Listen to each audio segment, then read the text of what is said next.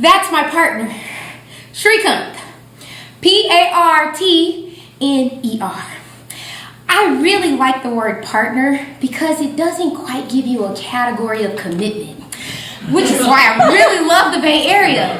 I mean, it can mean girlfriend, boyfriend, husband, wife. You would never know what our connection is. And mostly because Shrikant is so ready to get married, and I am not quite there yet, okay? Shrikant just made his way into the bathroom to take a shower because he has hand-mouth-foot disease. He got it from his 3.5-year-old nephew. And doctors say this is the worst case of HFMD that they have ever seen in their entire years of practice. So I'm the one here taking care of Shrikant in this debilitated state. And well, it's time for him to take his shower. All right, buddy, let's get these clothes off. Where do you want to start? All right, shirt first. Here we go. Lift up your arms. There you go. Oh, I know, I'm sorry. One arm at a time. There you go. Good. All right, let's get your pants off. Okay, I know you don't want to do this, so you're going to have to stand up for me. All right, good. Come on. There you go. There you go, buddy. Good job. Oh, I know. Step out. Yep, good. All right, good job. All right, sit down. Okay, now the socks. We can do it. Come on. Ooh. I know, Quincy's, I know. One more. Oh, it's gonna be all right. Let me see. Raise your foot. Let me see. Oh shit! Good Lord Almighty.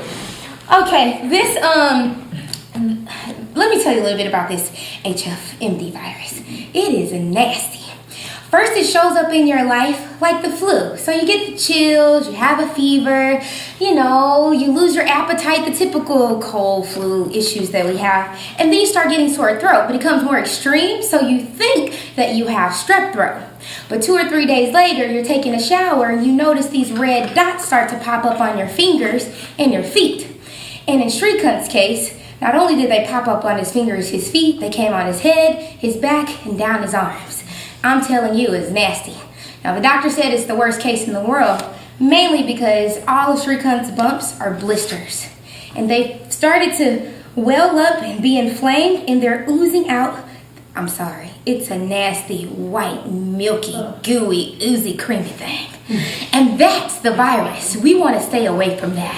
So I have literally created a full-on CDC clinic in this bathroom. Shrikant isn't going anywhere, okay? And we're going to have to wash it off so he can move on to the next thing.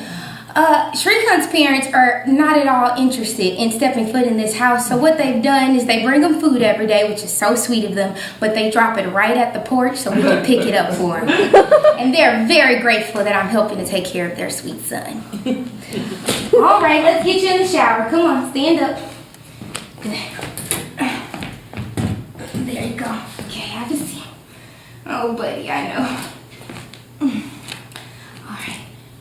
Oh, good. Oh, this is colloidal oatmeal soap. It's really good for rashes and skin irritations and all that stuff. So it's great. Put your hands out. I know. Just hold your hands up. It's gonna be all right. But let's do your feet real quick, real fast. There we go. Yes. I know. It's all right, buddy. Okay. That's okay. Ring you. There you go. We just gotta wash all over here, your back, up your neck. Good. Oh. Hello? Oh, it's my mother. She loves Shrikant, and I mean loves him. Hi, Chris. I am so sorry to hear that Shrikant is suffering like this. He's such a sweet boy. I wouldn't want anything like this to happen to him. If I had the money, the know-how, the be-how, the would-how, the should-how, and the will-how, I would have bought a plane ticket by now and came up there to the Bay Area to help you take care of him. Yes, Mommy, I know. So Shrikant helped my little brother when he had a really bad incident with substance abuse. And he helped him in a very major way. And since then, my mom has literally fallen in love with him. It is like She's like the most compassionate, unconditional, loving person that she's ever met in his entire life. And she wants us to get married, like yesterday. Okay, Chris? Yes, so listen, I need you to cook. Make sure you make his breakfast, his lunch, his dinner. And also try to pick up some of that calamine lotion. Remember the one we used for you when you broke out in those rashes when you was little? Yes, that's really good. Yeah, okay, all right. Okay, Mom, I love you too. I'm gonna call you back later, all right? Okay, bye-bye. Okay, buddy. Yep, let's rinse you off. Go ahead, turn around. Yeah, come on, turn. There you go. Now we gotta wash it out. Good. All right, leave that there. All right, cool. All right. Stand up. Good. Okay, have a seat. Let's dry you off. You feel better? Good, Poo-Poo. I know this is tough for you. I mean, I don't really know, but I know I can feel it, but it doesn't feel good for you. Okay. Hello? It's my grandmother. She loves Shrikant too. The thing is, Shrikant didn't grow up with a grandma really, and so when he met my grandma, it was like they just fell in love with each other, just were naturally drawn to one another. So Chris, how is my grandson? Is he feeling okay? Yes, Granny's doing just fine. Well, will you tell him that I love him and that I'm praying for his healing? Yes, I will. Hold on. Shrikant, Gran says she loves you and she is praying for your healing.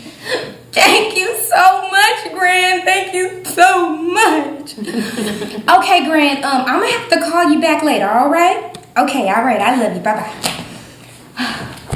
Okay, buddy. Got you all dried off?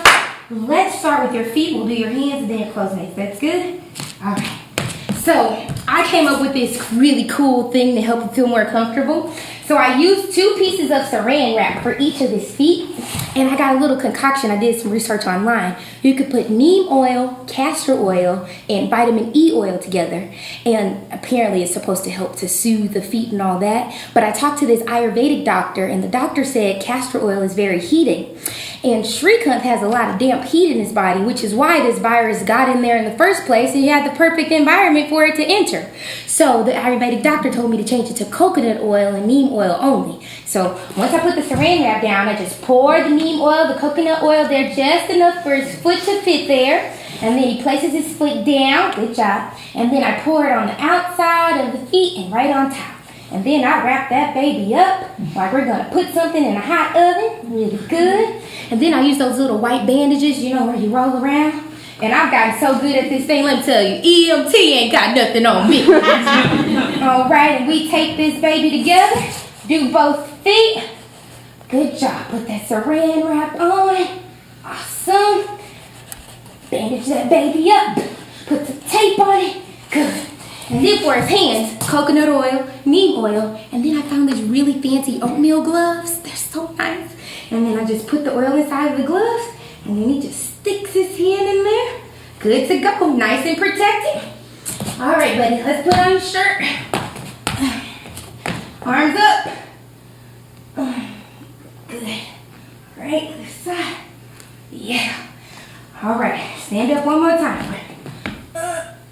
Come on, step in. Good. Oh, wait. Undies first. Good. Yep. Grab those shorts. Come on. All right, up. There you go. Have a seat. How do you feel? Oh, thank you. That feels so good. And the oil, it just feels so nice on my feet. Oh, thank you. I love you, Krystle. All right, let's get you to bed. Come on. There we go.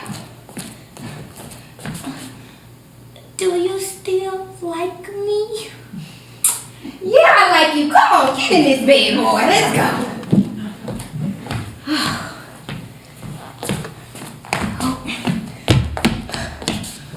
Hello? Oh. Hey. It's my estranged father. Hey there, how you doing? I'm doing all right. How are you? I'm doing just fine. Tell me something. Did you find a mosque yet? So, a little while ago, I accepted my father's faith, and I told him that I would find a mosque to go pray in every week.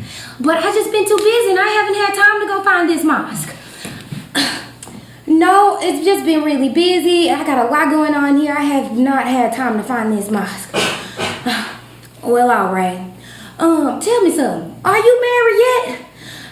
No, I'm not married yet. And, I just don't feel like it's time for me to do that. Well, it's a good thing to do. It's important to get married. If you love somebody, you might as well go ahead and marry them. You know what? I didn't have many good examples of marriage growing up. So it's kind of a hard thing to just jump into. And you know what? When I decide to get married, you're going to be the first to know. All right? You know what? Let me call you back. I'm going to talk to you later. All right? All right. I have a very interesting relationship with marriage. It's twofold for me. On the one end, I want it to be this beautiful, magical, princess-like experience where the man tells you he loves you and baby, you're my earth and I want to be with you always and forever because you're my heartbeat. And on the other end, I think I just don't want to be trapped in prison, not able to fly my wings and be free. I've been known as being independent. That might take away my independence. I don't have time for that. But I have to admit, in this case, I've been in this experience of caretaker. And if I really think about it, that's kind of like what a wife does anyway, right? If her husband gets sick, she travels all over the world to pick up the herbs he needs, and takes care of him, feeds him, showers him, makes sure that the AC is turned down to 64 degrees just so he sleeps well at night. And the truth is, I really kind of like it. I like taking care of Shrikant, and I see that he really loves me and he appreciates what I'm doing. Now I do have to question myself and ask, wouldn't I do this for anybody? But the fact is, maybe I would. But on the other end, I wouldn't do it for my best friend's friend or for like my second cousin or third cousin, but I would do it for my grandparents or my mom or my dad. There's kind of a line when it comes to this caretaking thing. And, since he loves me, I do have to ask myself, is this what true love really feels like? Would a marriage really be like this? And is this all it takes to say yes to forever? I don't know. Maybe I just have a really intimate relationship with questions.